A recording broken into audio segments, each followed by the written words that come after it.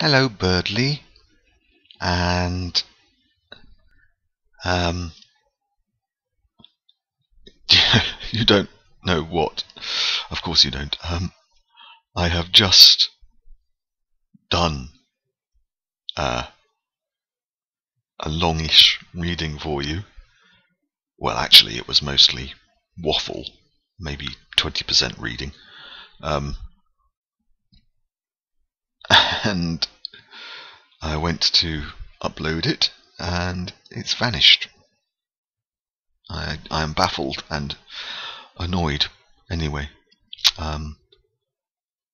what did I say? Oh, I'm not going to try to recreate what I said. It was pointless. It was really, well, just the usual stuff. You can probably guess.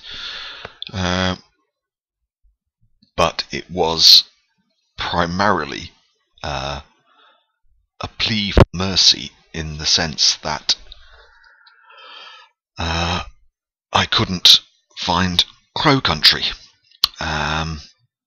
And because I'm living in chaos, book chaos, I'm going to just try to show you. I hope this doesn't. This is maybe what caused it to stop.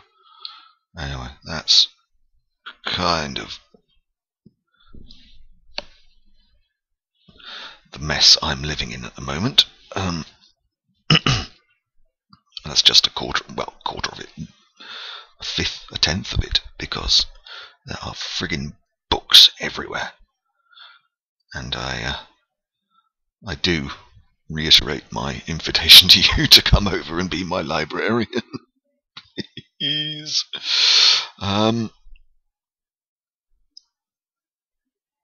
But yeah, the most part of it was that I couldn't find Crow Country.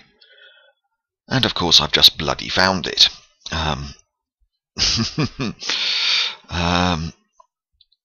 Which puts me in a bit of a dilemma, because as you can almost certainly tell, I'm not at my most lucid at the moment. Really rather tired, zombified. And it's been a brilliant, interesting, occasionally frustrating 48 hours.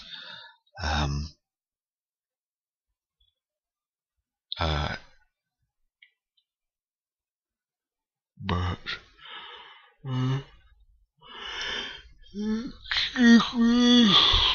Jesus, that is so rude. I am very sorry.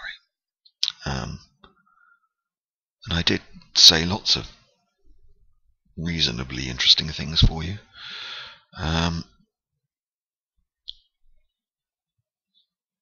Anyway, they don't matter. They will come back. And if they don't come back, as things tend not to come back in my head, they're gone. Bye-bye. Never mind. So, having deliberated over with what to substitute Crow Country when I couldn't find it, and look, now it's here. But I really am not tired. Not lucid enough to do it any sort of justice. I really feel like reading some poems, just for the relaxing rhythm and the ease of following the sentences. Cocker's sentences are beautiful, but they're not easy.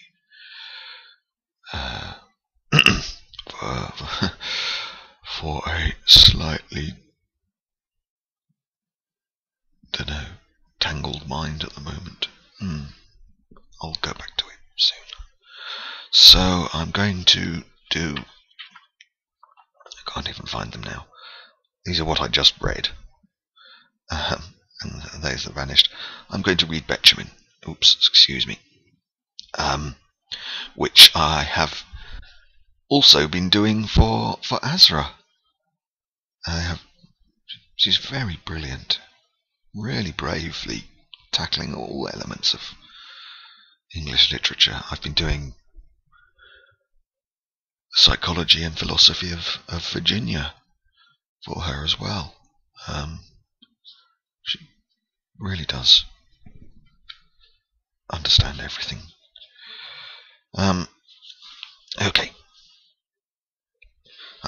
first one. The first one was a little, I don't know, jeu d'esprit called Seaside Golf. Ah, here we are, yes. That was the second one. Ah, that was good. I've just opened up at the right place for once. Seaside Golf. I imagine you're not a golfer. You might be. Anyway, just a nice little picture. But there's lots of seaside golf courses around here. Over here we call them links courses.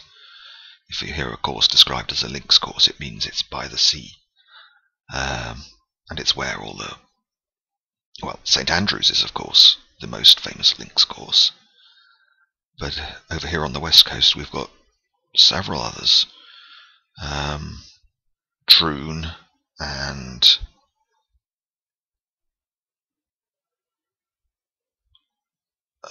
another one, which is literally only 40 miles away. They've both hosted huge championships in recent times, both of which I think were won by Americans. I don't know if your country's golfing prowess is a source of great pride to you, but I hope it is. I think it should be. I don't play myself. Anyway, this poem makes me want to play, or it makes me think that the feelings that you get when you play on a links course are rather nice feelings. Seaside Golf by John Betjeman.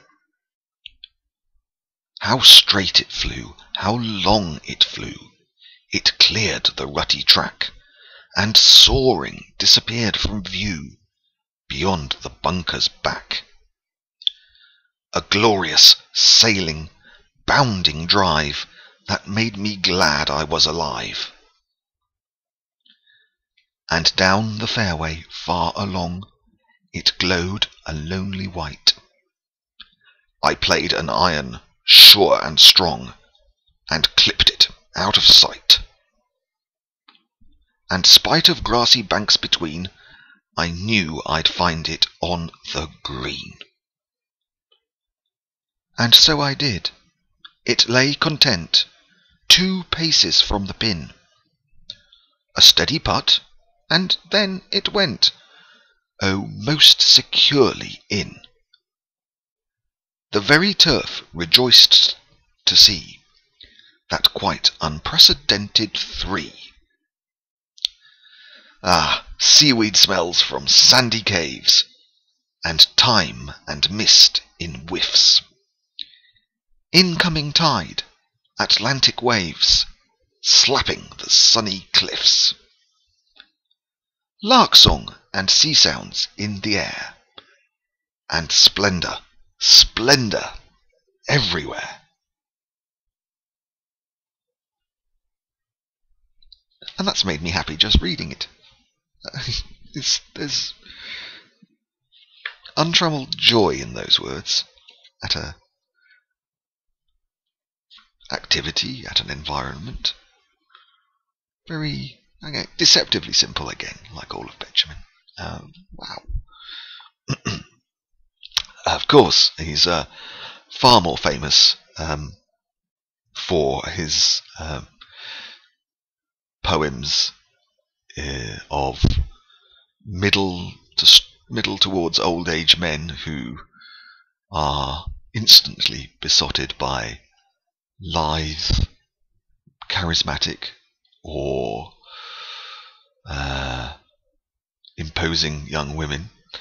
Of course, the most famous being Joan Hunter Dunn and his fantasies of encounters on tennis courts. And this is, I don't know whether it comes, he wrote this before or after the Joan Hunter Dunn poem. I think it's better.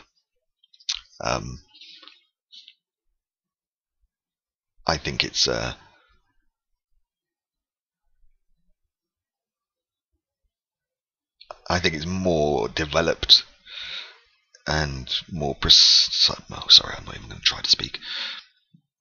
More involved in its level of daydream, and I do like that a lot in Betjeman. It's simply called The Olympic Girl. There are 2 Greek words in it, which I presume are some famous Greek quotation. I can't actually read ancient Greek alphabet, so I don't know obviously what it says, and I don't even know how it's said. Ethe Yenioivi. No, I'm not even going to try. Well, I did just try. I'm not going to try in the poem because it'll ruin it. So, with your permission, and Mr. Betjeman's Sir John, he was when he died.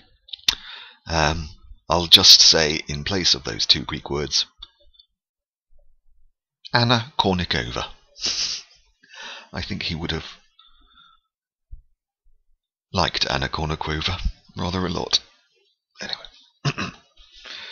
And I think I would like the girl that he describes in this poem rather a lot. The Olympic Girl by John Betjeman. The sort of girl I like to see smiles down from her great height at me. She stands in strong athletic pose and wrinkles her retroussé nose. Is it distaste that makes her frown, so furious and freckled, down on an unhealthy worm like me? Or am I what she likes to see? I do not know, though much I care. Anna Kournikova, would I were, forgive me, shade of Rupert Brooke, an object fit to claim her look.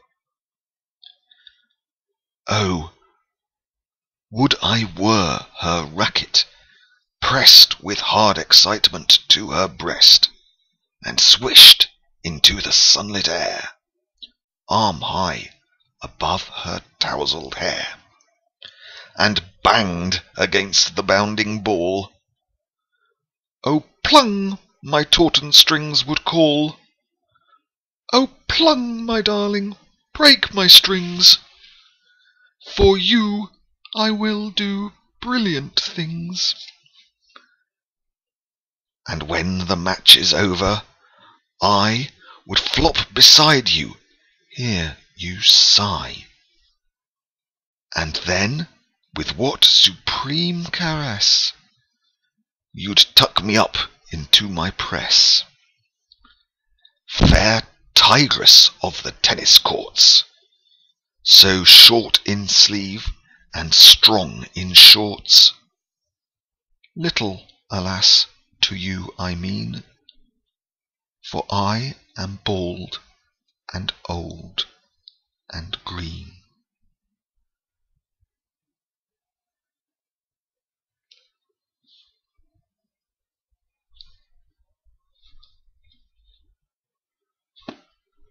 I hope you're giving a sort of silent round of applause there. Not for me, of course.